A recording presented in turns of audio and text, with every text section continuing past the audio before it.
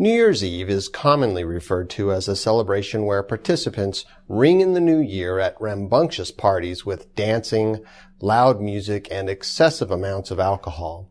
In fact, throughout the Western world, New Year's Eve is probably the most widely observed holiday. But have you ever wondered why we begin the new year at midnight in the middle of winter? Do the iconic New Year's Babe or Father Time have anything to do with the intoxicated activities? Is the celebration of New Year's Day a holiday that Christians should observe? And to find out the answers to these questions and more, stay tuned.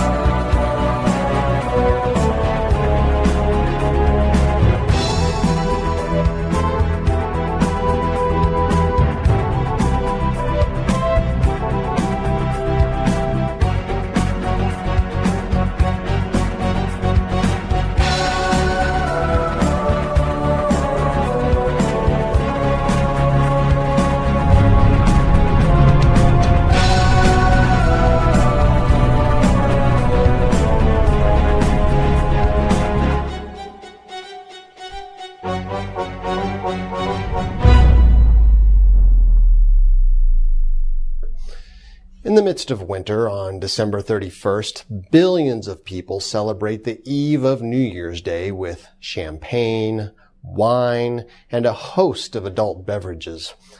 The average number of fatalities involving alcohol-impaired drivers rises 34% throughout the Christmas and New Year period. And according to the Julian and Gregorian calendars that have been widely used for nearly 2,000 years, the first day of January is considered the beginning of the new year. But where did this notion come from? To begin, consider the title of our first month of the year, January. This name came from the Julian calendar introduced by Julius Caesar in 46 BC. It was slightly altered in 1582 by Pope Gregory XIII, but retained the Greek and Roman titles of each month, such as January. Now, the name of the first month of our year actually came from a fanciful Roman deity named Janus.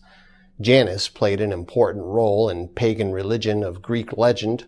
He was depicted as having two heads or faces looking in opposite directions, and was known as the god of gates, doors, change, and transition. It is from Janus that we get the term janitor, meaning a keeper of doors. Historian Theodor Gaster wrote this in his book about the New Year celebration. He said the Roman god Janus, who presided over the month January, derived his name from the word Janua, meaning door. Since a door leads both in and out, Janus was always portrayed with two faces, one looking backwards and the other looking forwards. Janus is a fitting symbol of New Year ceremonies, for these ceremonies are designed just as much to get rid of the past as to welcome the future. They belong, in fact, just as much to the old as to the new. From the perspective of what New Year's Day represents, we can see why this false god continues to play a role in our designated time of ends and new beginnings. Why January fits the activities where people indulge the evening prior and then attempt to turn over a new leaf on January 1st. But the pagan connection to this holiday does not end with Janus. Why another custom of unbelievers was the worship of Dionysus, their god of the grape harvest, winemaking, and, of course, wine. A symbolic part of Dionysus' annual celebration was parading a baby in a basket, and this represented the rebirth of their intoxicated god every year. As Gaster again wrote, "The New Year babe is far older than he looks. In ancient Greece, it was customary at the great festival of Dionysus to parade a babe cradled in a winnowing basket. This was taken to symbolize the annual or periodic rebirth of that god as the spirit of fertility. The ceremony is portrayed on a sarcophagus now in the Fitzwilliam at Cambridge, England. Two men, one bearded, the other in the flower of youth, are shown carrying the infant in the winnowing basket. The modern use of a baby representing the new year was taken from this ancient heathen god of fertility and wine, and when Christianity began to spread, the practice was disallowed by the Roman Church for centuries, but eventually the papacy claimed authority over the Bible and allowed infants to be symbolically used during ceremonies that took place during the winter, but with one adjustment. Roman citizens were told that the New Year's babe was now to reflect the babe of Bethlehem, a symbol of Christ. And this included adopting the pagan winter Saturnalia festival and calling it instead Christmas. And despite the fact that Christ was not born anywhere near the end of December, the dissident church chose to retain the pagan holidays by changing the meaning of their symbols. Today, the Christmas baby and the New Year's babe are playfully displayed as a sign of faith or an invitation to celebrate New Year festivities. But ladies and gentlemen, these symbols came to us from the ancient pagan festivities that took place in the middle of winter. Another symbol of the new year is a traditional character known as Father Time. This iconic figure is usually depicted as an elderly bearded man, sometimes having wings, dressed in a robe and carrying both a scythe and an hourglass or another device that represents the passing of time. This quaint character became what most people know as the Grim Reaper, a dark figure representing a spirit being who lords over the time to die.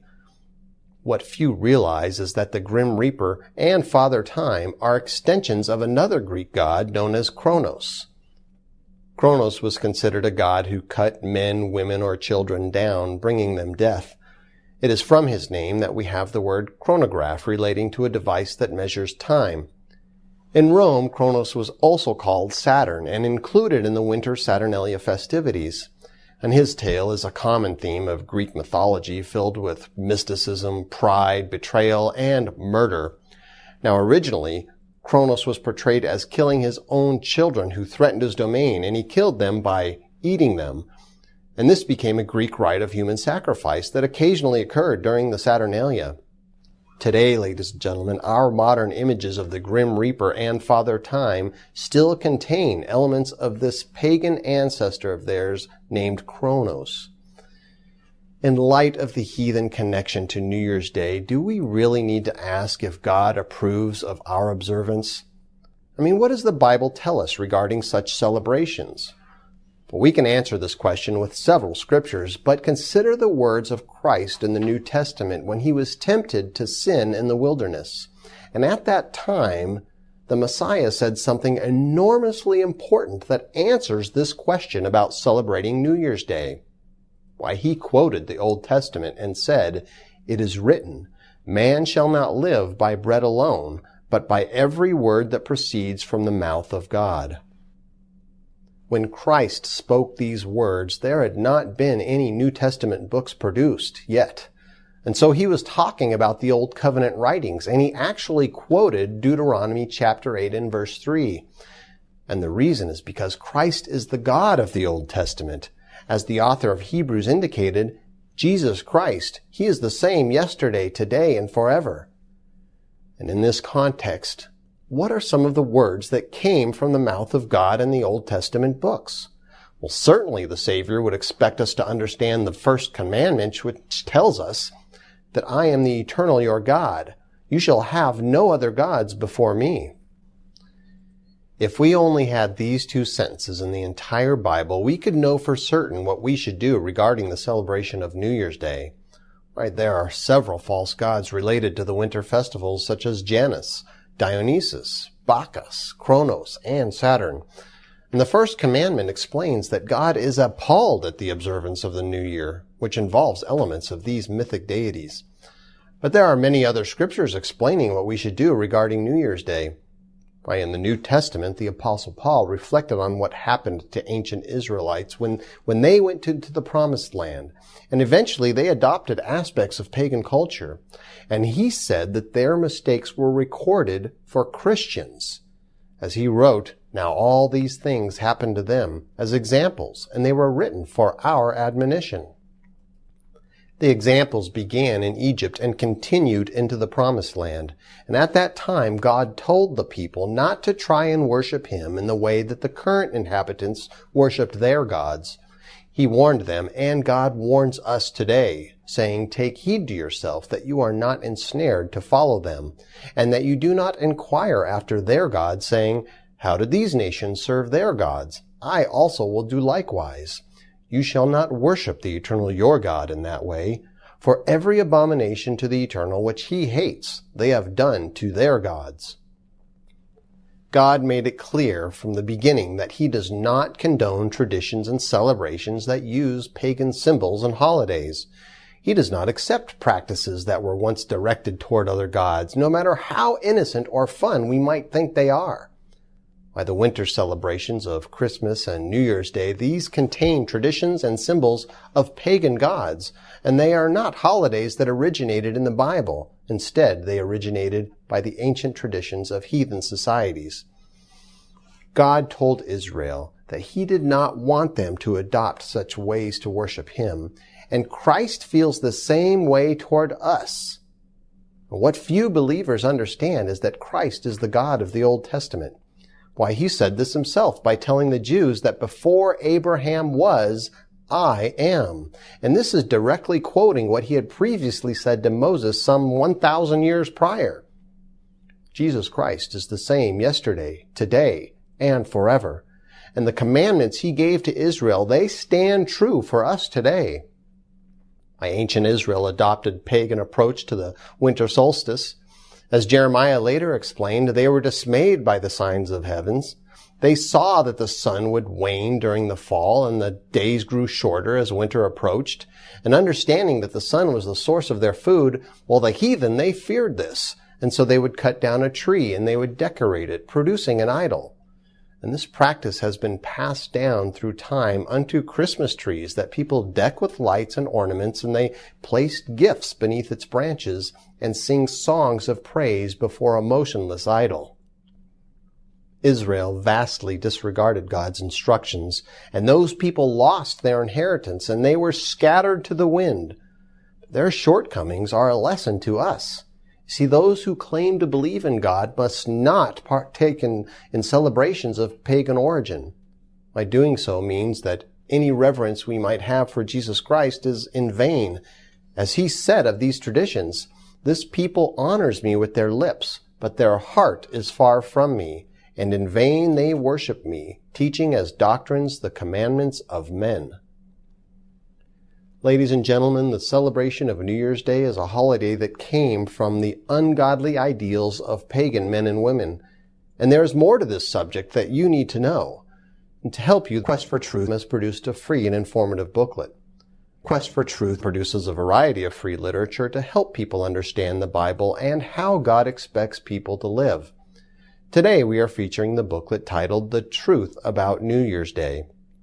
This booklet explains how our modern celebration of the New Year is simply an adaptation of ancient pagan customs. It explains why it occurs on December 31st, and it reveals the history of Father Time, the New Year's babe, and the month of January. Most importantly, our booklet answers the question if you should observe New Year's Day and which days God commands believers to celebrate. Our booklet is offered free of charge with no undesired follow-up. You may visit our website to request this literature or stay tuned, and at the end of this program, we will show you how to receive a free copy of The Truth About New Year's Day. So far, we have learned about the month of January, the origin of New Year's babe, and its connection to the excessive use of alcohol. We also learned about Father Time, Cronos, and the Grim Reaper. We have also seen that God condemns the use of such idols both directly and indirectly in any shape or form. No matter how innocent it might seem to us, why adopting the traditions of pagans is abhorrent to Christ. And in this context, did you know that God told us when the new year begins and that it's nowhere near the season of winter? On the fourth day of creation, before making a man and woman, God set the sun and moon in their specific locations, and He said that the orbits of both were designed for signs and seasons, days and years. Now the word seasons is moed in the Hebrew, and it means an appointment. That is, a fixed time or season, specifically a festival, conventionally a year, and by implication, an assembly. What God tells us is that He designed our solar system so that we would have seasons and that we would be able to keep track of time so that festivals and assemblies could be tracked and observed. And this means being able to know when each year begins and also when God's days of worship should be celebrated. After the children of Israel became enslaved in Egypt, they lost track of God's calendar, of His statutes and His laws, and so He had to reinstate them to His people. And when He delivered them from slavery, He re-educated them regarding His way. And this instruction included when to keep the Passover and the corresponding annual feasts. And then He told them that the Canaanite calendar in which they were already familiar, well, this was actually an accurate way to keep track of time. And notice what He said to Moses and Aaron in the land of Egypt. He said that this month shall be your beginning of months. It shall be the first month of the year to you. On this day you are going out in the month of Abib. And so God did not leave the beginning of the year to chance. It was one of the first things that He showed to the Israelites. And He stated that the first month of the year was the month that they knew at that time as Abib.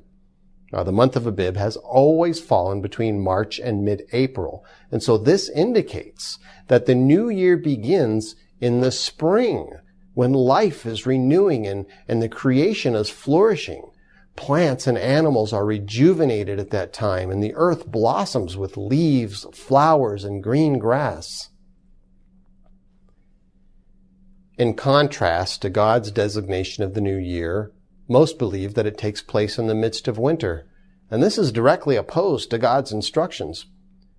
In addition to our skewed timing of the start of each year, the festivities of New Year's Day, well, they hit their highest point at midnight. And we have been taught that each day begins in the middle of the night. But why would anyone choose to start the new day at midnight? I mean, although we don't know exactly when people began using midnight to begin the day, we do have clues to its origin. Why, first consider God's claim to be the Ancient of Days. And He is the eternal, and He declares the end from the beginning. Why, God is the author of time, and only He has the authority to determine when a day and a year ends and begins. Further, God's way makes perfect sense. I mean, starting the new year at midnight in the winter, it's just odd. But God said that the year begins in the spring, and He said that each day comes to its logical close when the sun sets on the horizon. And for this reason, the book of Genesis states that God called the light day, and the darkness He called night, and the evening and the morning were the first day. In this verse, we see that God split the 24-hour period of each day into two parts, night and day. He defines the evening portion as the beginning of a new day, saying that the evening came first, and the day portion starts in the morning, and this explains that morning follows. Thus, the day ends when the sun sets on the horizon, and the evening begins a new day. And this is confirmed in many other places in the Bible where God declared that the evening and the morning were the second day, and the third day, and the fourth day, and the fifth, and the evening and the morning were the sixth day. In addition, God declared that the seventh-day Sabbath was to be observed from evening to evening, which is a 24-hour period that begins at sunset. And the clincher comes from the declaration of the annual holy days, when God said, "From evening to evening you shall celebrate your Sabbath."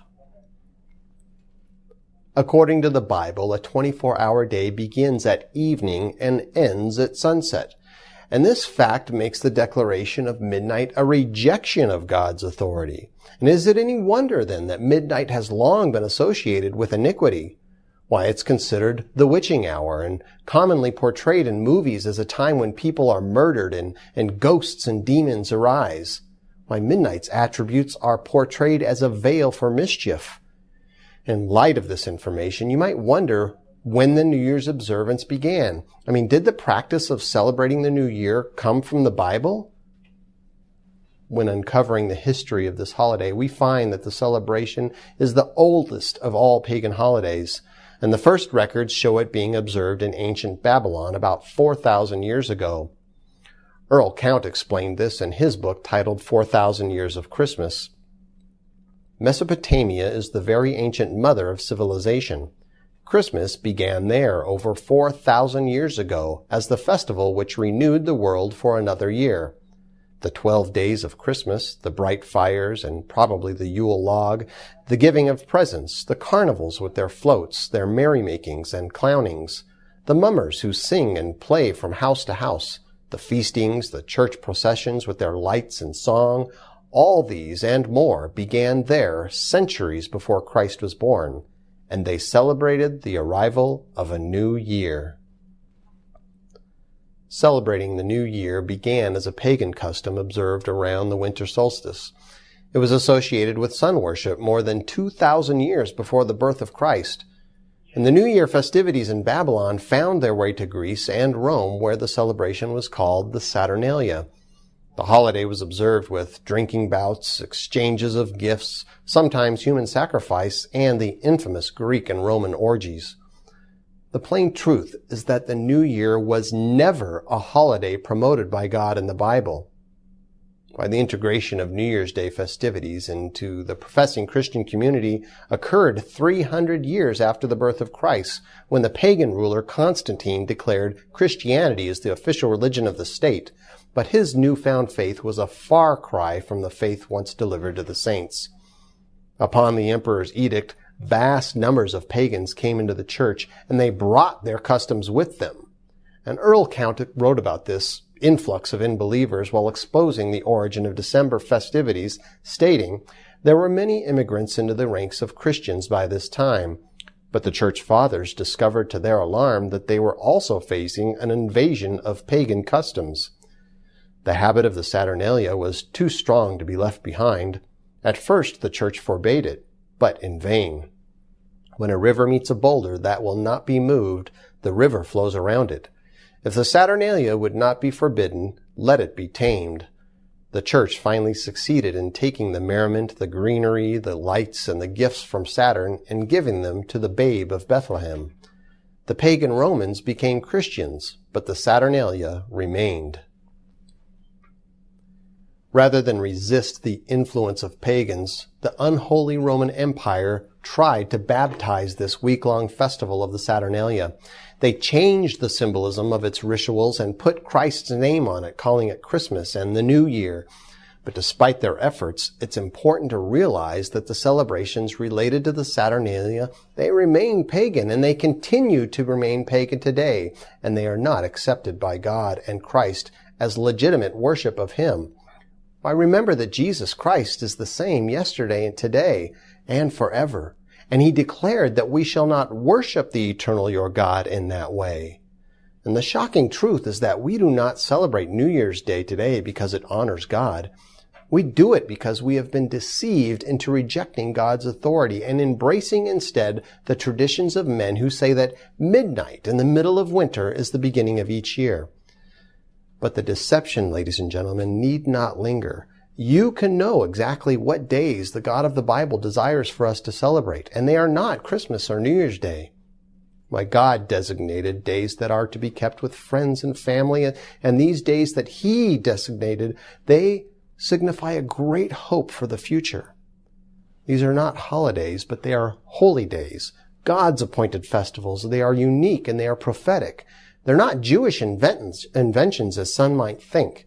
As the Apostle Paul wrote, they were never done away, but they continue to be observed as a reflection of things to come. The Passover and the Feast of Unleavened Bread, Pentecost, the Memorial of Trumpets, the Day of Atonement, the Feast of Tabernacles, and the Eighth Day. These holy days actually reveal God's plan of salvation and the future of His kingdom with men. Why, these are days that are rewarding and they are meaningful without the use of pagan traditions. And you might think that there's nothing wrong with Christmas and New Year's Day celebrations. You might think it's a small thing to accept a little evil for the sake of good times with friends and family. But you need to unlearn what you have accepted for far too long. Ladies and gentlemen, you need to know more about this subject, and you can know more. To help you, the Quest for Truth has produced a free and informative booklet. Quest for Truth produces a variety of free literature to help people understand the Bible and how God expects faithful people to live. Today we are featuring the booklet titled The Truth About New Year's Day. This booklet explains how our modern celebration of the New Year came to be and why it occurs on December 31st. It reveals the history of Father Time, the New Year's babe, and the month of January. Most importantly, our booklet answers the question if you should observe New Year's Day and which days God commands believers to observe and why it is so important to seek God and His truth now while there is still time. You may visit our website to request this literature or stay tuned, and in just a few moments we will show you how to receive a free copy of The Truth About New Year's Day. Until next time, this is Terry Moore. Thanks for watching.